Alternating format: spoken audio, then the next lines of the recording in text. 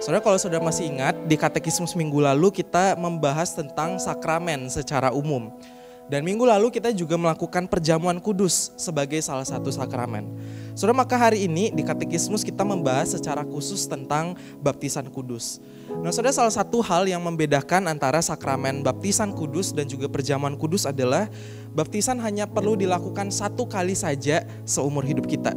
Sementara perjamuan kudus kita lakukan secara berulang-ulang, secara berkala di dalam ibadah.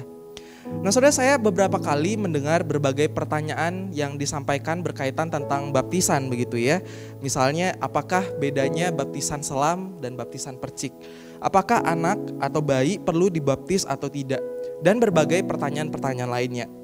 Nah, saudara, tetapi saya kira yang lebih penting dari semuanya itu adalah kita mengerti apa makna baptisan sebagai sakramen yang Tuhan perintahkan sebelum kita membahas berbagai isu lainnya. Saudara, pertama kita perlu terlebih dahulu mengingat apa makna sakramen yang juga sudah dijelaskan oleh Pastor Yunias minggu lalu. Saudara, sakramen bisa kita maknai sebagai tanda yang dapat kita rasakan tentang anugerah Allah yang tak terlihat. A visible form of an invisible grace. Saudara, maka hal yang sama juga kita bisa maknai ketika kita berbicara tentang sakramen baptisan kudus. Baptisan kudus merupakan sebuah tanda yang bisa kita rasakan, tanda yang bisa kita lihat tentang anugerah Allah yang tidak bisa kita lihat itu.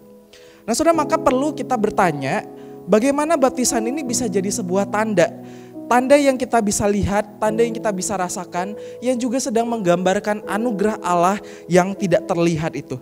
Nah, saudara, hal itulah yang kita temukan di dalam jawaban katekismus kita hari ini. Dikatakan tadi, Kristus memerintahkan untuk melakukan penyucian secara fisik. Nah, inilah yang kita lakukan di dalam baptisan. Di Grace Life kita melakukan baptisan dengan cara dipercik dengan air. Air yang dipercikkan ke atas kita menggambarkan tubuh kita yang sedang dibersihkan. Nah, saudara, sebagaimana jawaban katekismus hari ini, gambaran pembersihan atas tubuh kita menunjukkan bagaimana darah Kristus dan pekerjaan rohnya menyucikan kita dari segala dosa. Saudara, penyucian kita oleh darah Kristus ini digambarkan oleh Yesaya dengan mengatakan, sekalipun dosamu merah seperti kirmizi akan menjadi putih seperti salju. Sekalipun berwarna merah seperti kesumba akan menjadi putih seperti bulu domba. Saudara, anugerah Allah yang tidak terlihat, yang sudah menyucikan kita, yang sudah membersihkan jiwa dan hati kita, itulah yang kita rasakan, itulah yang kita lihat secara nyata di dalam sakramen baptisan kudus.